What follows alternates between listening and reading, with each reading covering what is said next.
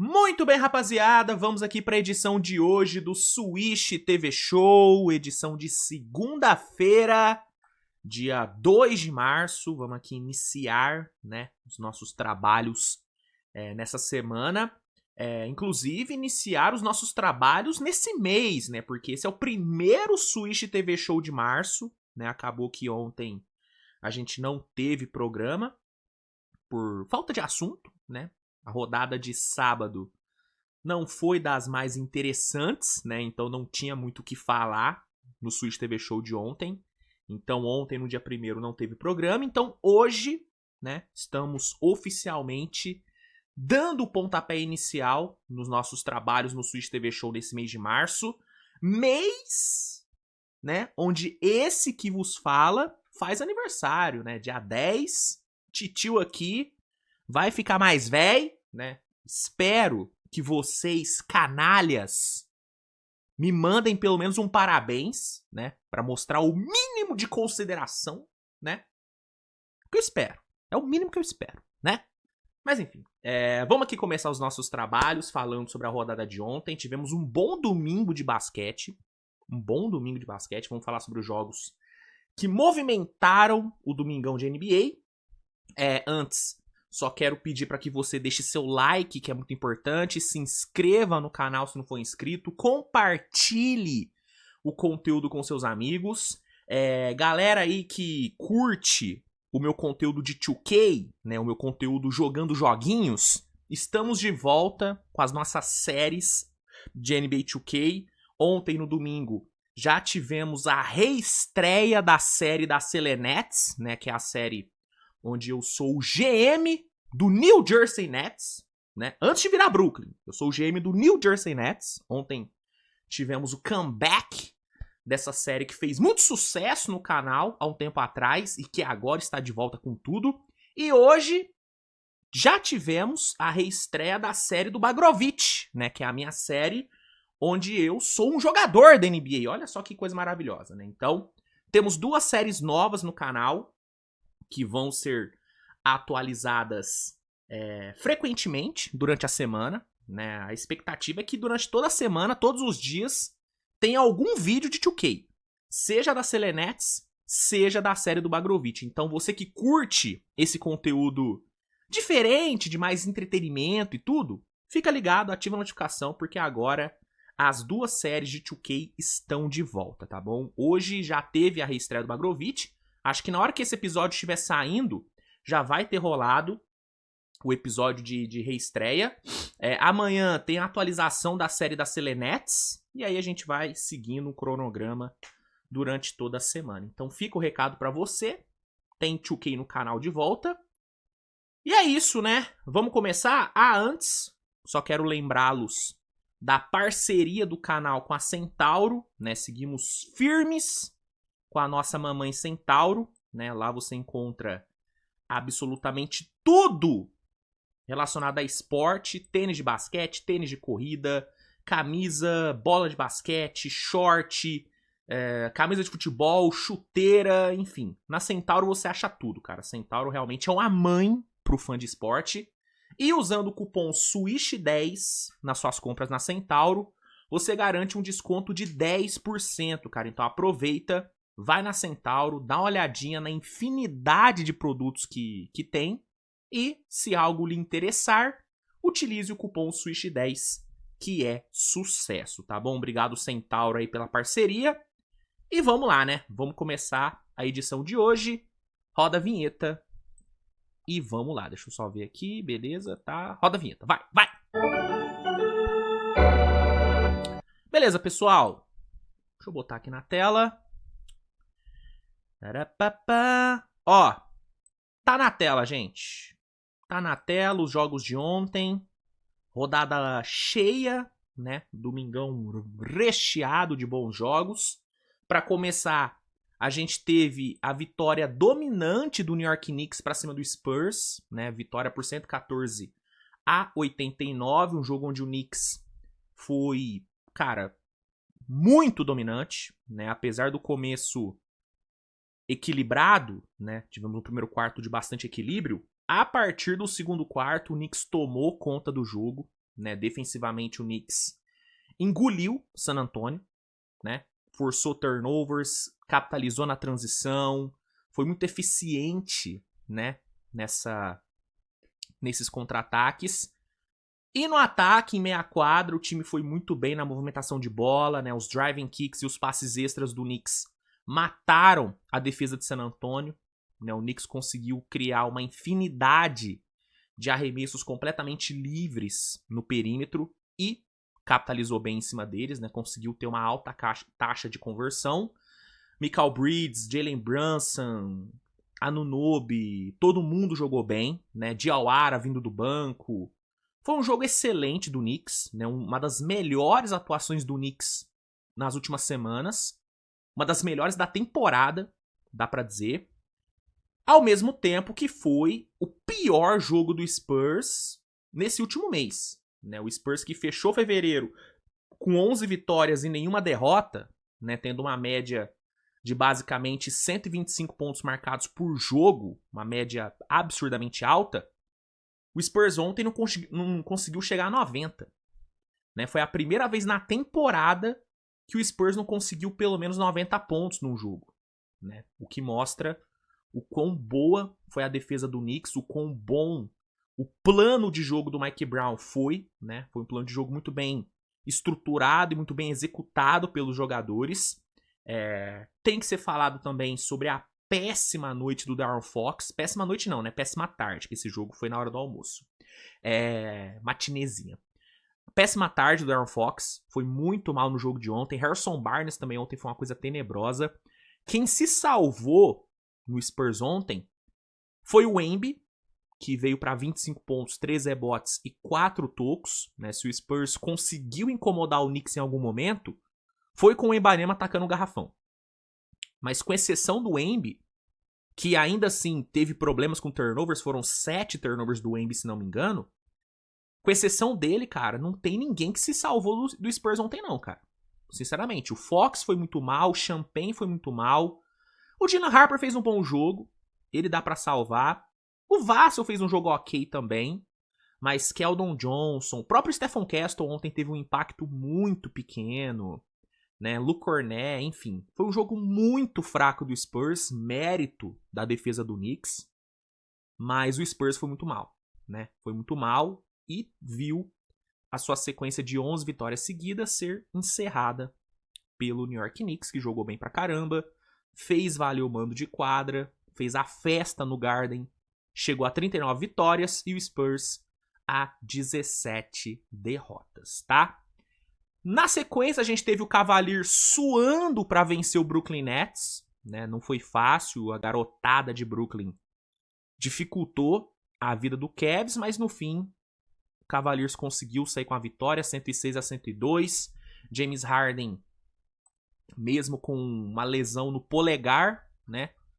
Conseguiu entregar uma ótima atuação, né? Fechou com... Cadê aqui, ó? Fechou com 22 pontos, 9 rebotes e 8 assistências.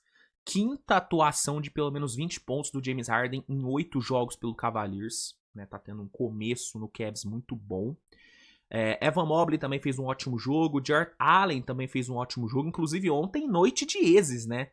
Jarrett Allen, James Harden enfrentando o seu ex-time e jogando bem, né? Fazendo a lei do ex valer. Então, assim, foram bem.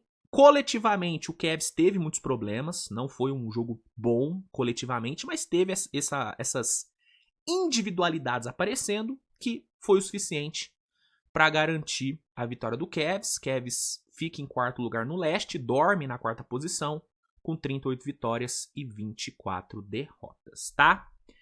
Aí a gente teve o Chicago Bulls buscando uma virada inacreditável para cima do Milwaukee Bucks, né? O Bulls meteu no quarto período simplesmente, galera, uma run de 27-0, pô. 27-0. O Bulls venceu o último quarto por 33-8. Cara, foi bizarro o que o Bulls fez ontem no final desse jogo.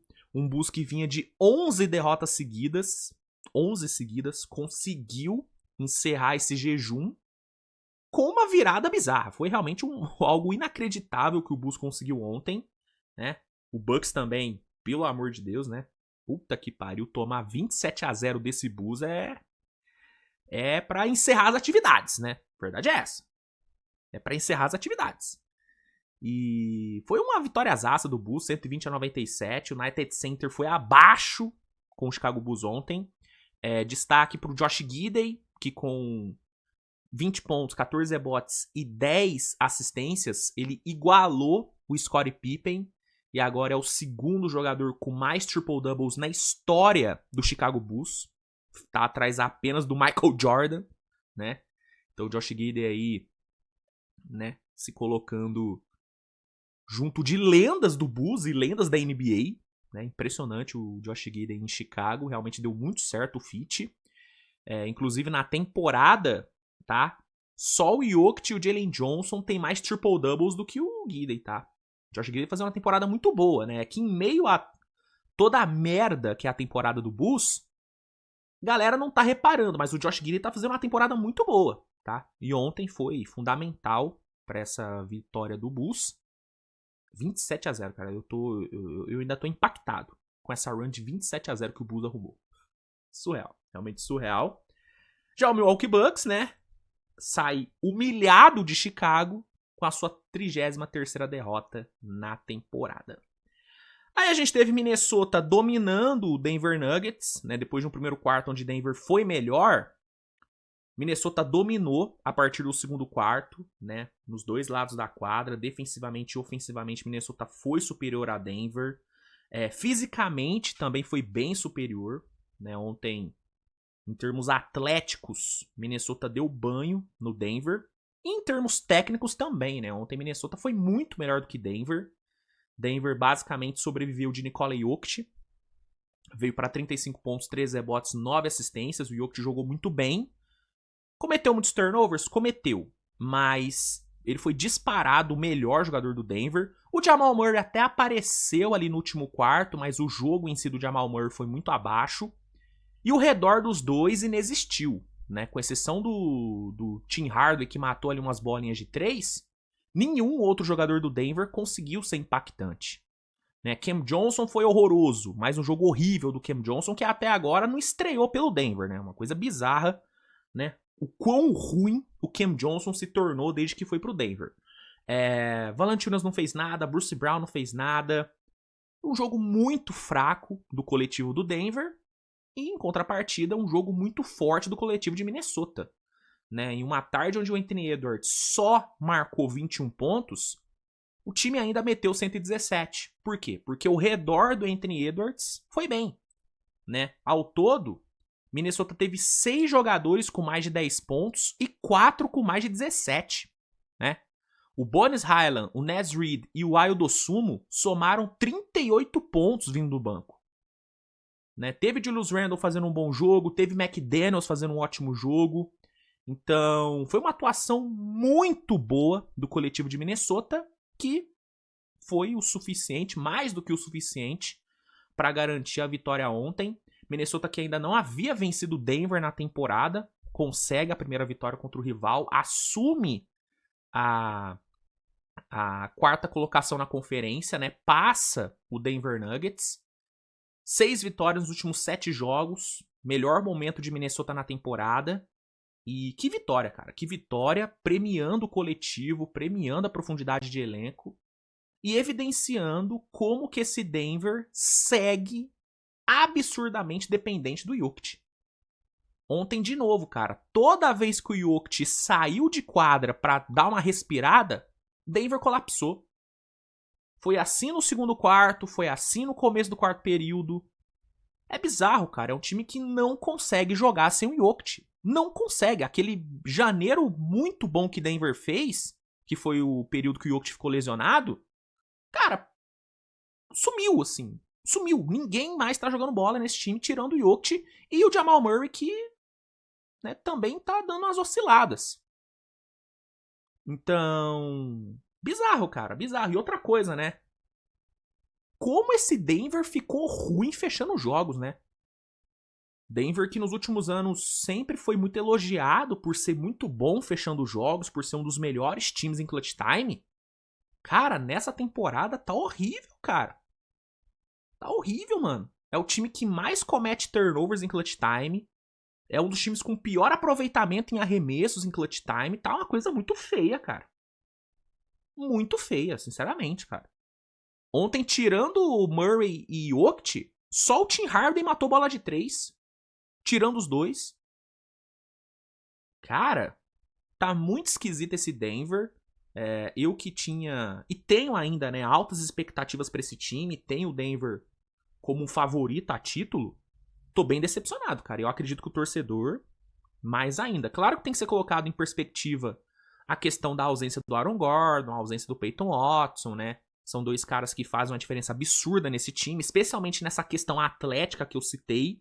São os jogadores mais atléticos desse time do Denver, então é óbvio que eles fazem muita falta. Mas, cara, era pra esse Denver estar jogando mais bola, né, mano? A gente tá em março, pô. Março. Daqui a pouco já é playoff, bicho. E Denver ainda tá patinando. Ainda é um time que não me passa. O Denver não me passa a confiança que eu achei que ia me passar. Sabe? Enfim.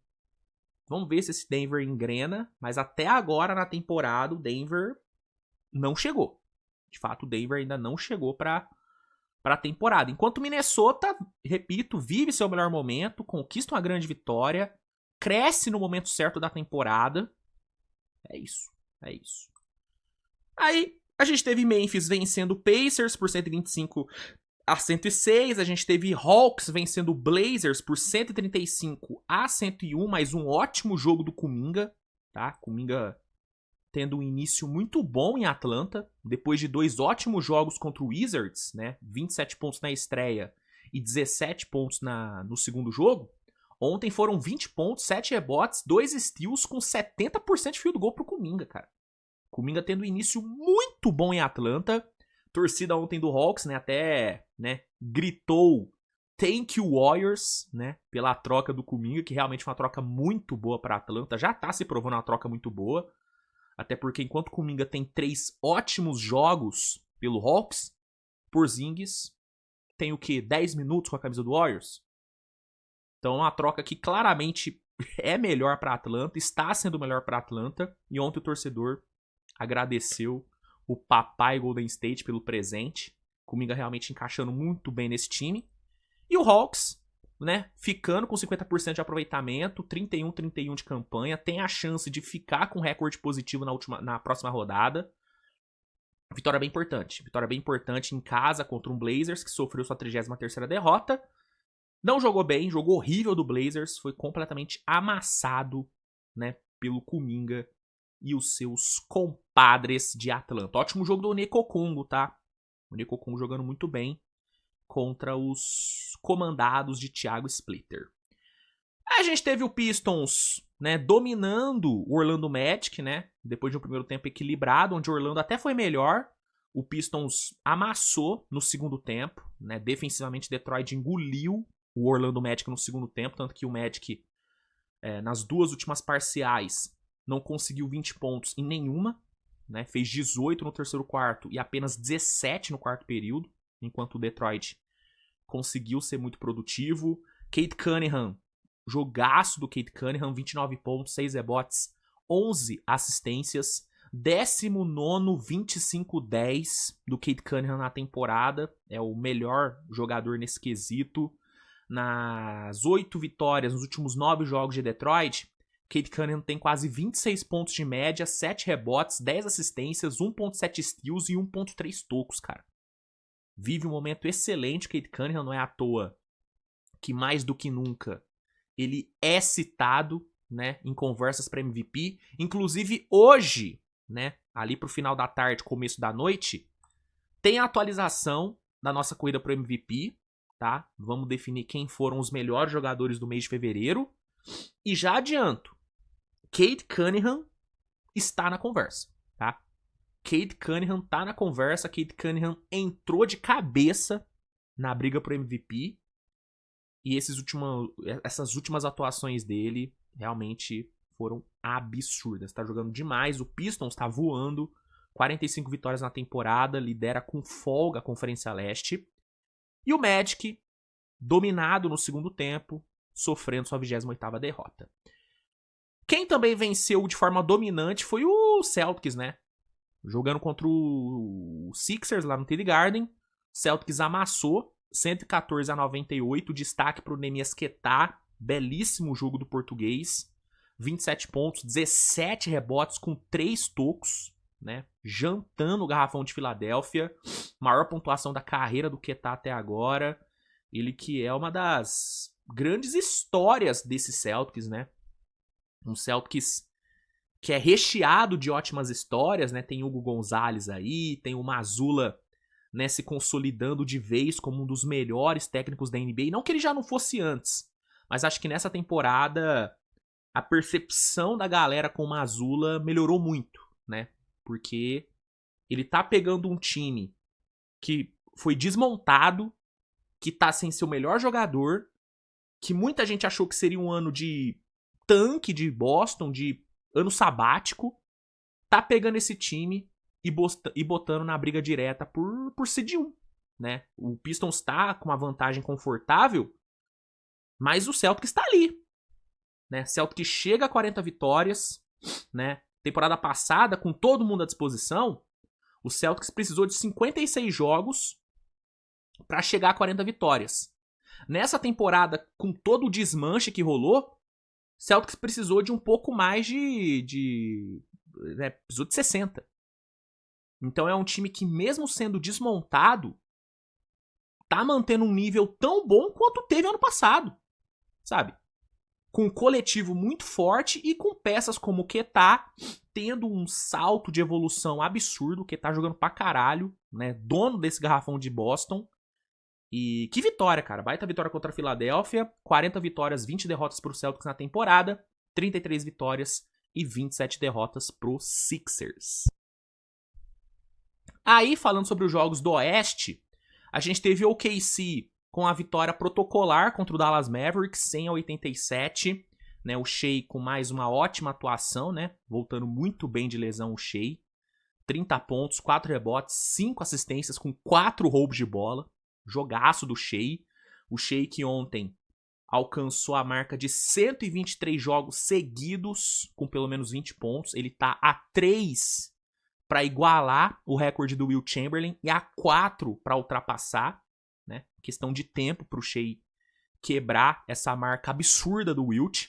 Ontem ele já quebrou um recorde do Wilt, que foi o de mais jogos seguidos, marcando pelo menos 20 pontos fora de casa. Ontem foi o jogo 59 seguido do Shai, marcando 20 pontos fora de casa, uma marca também surreal. Ontem foi o 36º jogo de 30 pontos do Shai na temporada. Lidera a liga no quesito. E é uma temporada inacreditável do Shai, né? O Shai... A verdade é a seguinte, mano. Se o Shai cumprir o número mínimo de jogos, né? Se ele cumprir os 65 jogos disputados, cara, dificilmente esse MVP vai sair dele. Você pode argumentar que o Jokic merece mais, você pode falar que o Cade merece mais, você pode falar que o Luka merece mais, mas a verdade, gente, é que se o Shai bater 65 jogos, o MVP vai ser dele. A eficiência, a constância dele num time que tá sofrendo absurdamente com lesões, que não conseguiu ficar saudável em nenhum momento na temporada e que mesmo assim é o líder do Oeste, esse combo é muito difícil ser batido, cara. É muito difícil ser batido. Na minha corrida pro MVP, pode ser que o Shai não vença, porque eu utilizo outros critérios. Eu vou mês a mês, aí é outra pegada. Mas na corrida da NBA, do jeito que ela é, e acompanhando as atualizações que vem saindo o ano inteiro, cara, se o Shai bater 65 jogos, esquece. O MVP vai ser dele e vai ser merecido pra caramba. Ah, Luiz, mas o Jokic tá jogando mais. Ah, mas o Jokic é mais jogador. Beleza, eu também acho que o Jokic é mais jogador. O Jokic é o melhor jogador de basquete do mundo. Ponto. Tem discussão. Mas MVP não é só sobre o melhor jogador, é sobre o cara mais valioso, é sobre a melhor narrativa. Ah, Luiz, mas campanha tem que contar? Você pode achar que não tem que contar, mas a verdade é que conta. Campanha conta. E todo o contexto dessa campanha do OKC é muito favorável pra narrativa do Shea. Muito favorável, cara. Gente, o time titular de Oklahoma não teve 50 minutos juntos na temporada, pô. E mesmo assim o time lidera o Oeste. Com o Shea destruindo nesse time. Então, você pode espernear, você pode achar ruim, mas o Shea vai ganhar o MVP se ele bater 65 jogos. Se ele não bater, aí abre brecha pro Jokic, abre brecha pro Cade, abre brecha pro Luka, quem sabe. Abre brecha. Mas se ele bater 65 jogos, não tem como. Não tem como sair da mão dele, né? Não tem como. A verdade é essa. O Jokic é o que mais pode alcançar. Mas, sinceramente, cara, nesses últimos 2 meses, eu acho que o Jokic perdeu bastante força, tá? Eu acho que o Jokic perdeu bastante força. Eu acho que o Shea conseguiu dar uma leve desgarrada pelos critérios da NBA, tá? Pelos critérios da NBA. Fatalmente o MVP vai pra ele se ele bater o número mínimo de jogos.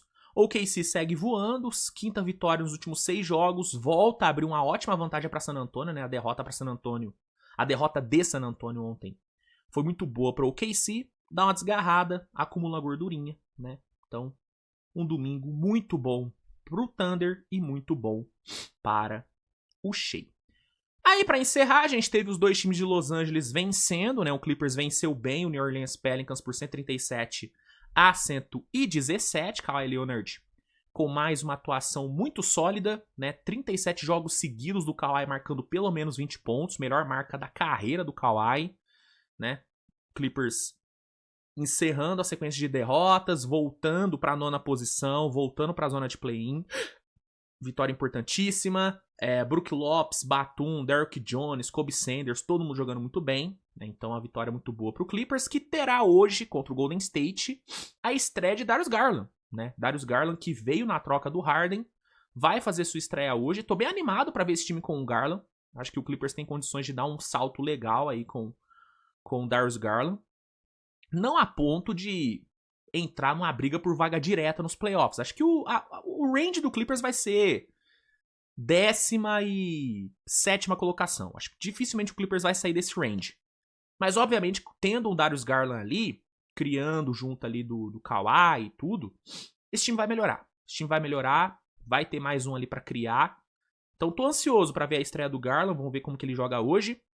Pelo lado do Pelicans, destaque pro Jeremiah Fears, ótimo jogo do novato, 28 pontos pra ele, jogando muito bem, mas, né, não sendo suficiente para evitar a derrota do Pelicans.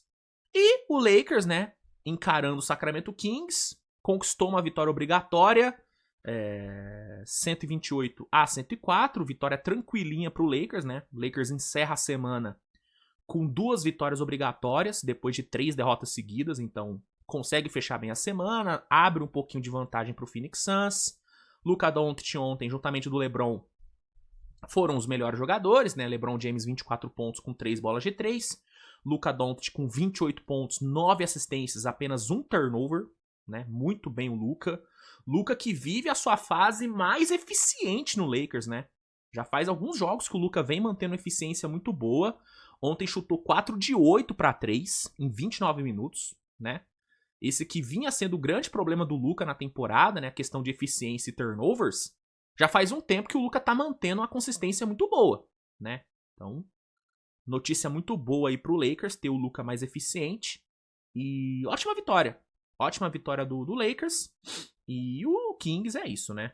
Amassado, trucidado. Normal, né? Normal pro Kings, que chega a 48 derrotas na temporada. Galera, é isso, viu? Obrigado, tá? Pela sua audiência nessa segunda-feira. Espero que você tenha gostado do episódio. Se gostou, avalie com seu like, se inscreva no canal, compartilhe o conteúdo. Nos vemos mais tarde com mais vídeos, tá? O trabalho hoje está só começando, então te espero. Grande beijo e tchau.